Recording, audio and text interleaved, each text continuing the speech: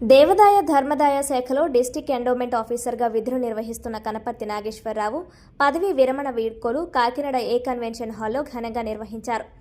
RJC Trinatharao, deputy commissioner Ramesh Babu మాట్లాడుతూ ప్రభుత్వ ఉద్యోగులు పదవీ విరమణ పొందడం సహజమని, విధి నిర్వహణలో చేసిన మంచి పనులు చిరస్థాయిగా ఉంటాయన్నారు.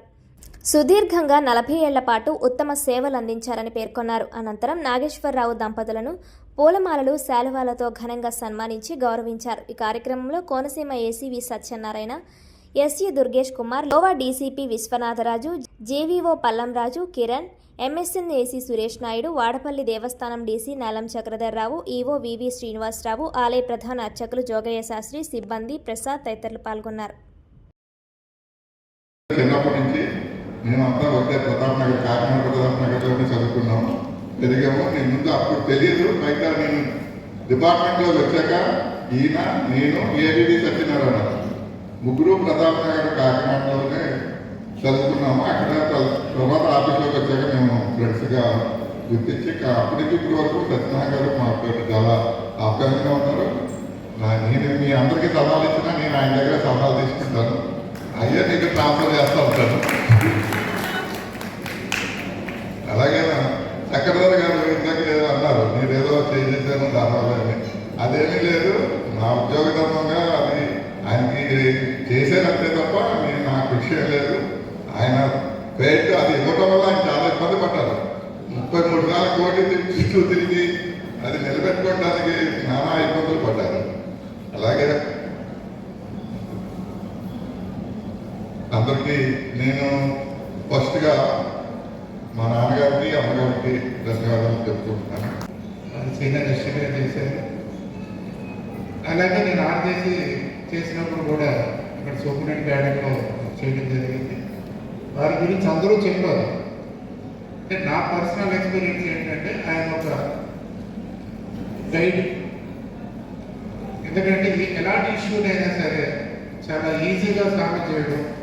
ఎవరైనా ఎగ్జిక్యూటివ్ ఆఫీసర్ కానీ, మేనేజర్ కానీ ఏదైనా ఇష్యూతో వస్తే వాడిని కూర్చోబెట్టి ఆ విధంగా కాదు, ఈ విధంగా మీరు అని చెప్పి సలహా ఇచ్చి ఎవరిని డిసప్పాయింట్ చేయకోకుండా అందరినీ హ్యాపీగా పంపించడం అన్నది ఆయన సర్వీస్లో, ఎంటైర్ సర్వీస్లో నా దగ్గర పనిచేసినప్పుడు కానీ, వారి గురించి ఎవరైనా చెప్పినప్పుడు కానీ ఇదే వాస్తవం చెప్పేవారు.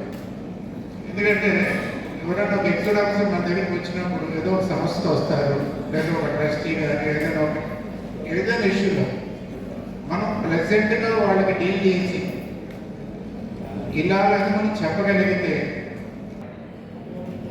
ఆయన ఫేస్ స్మైల్, ఆయన నవ్వు నిజంగా నాగేశ్వరరావు గారు ఎవరికైతే కోపంగా చూస్తున్నా నవ్వుతుంటే ఉంటుంది.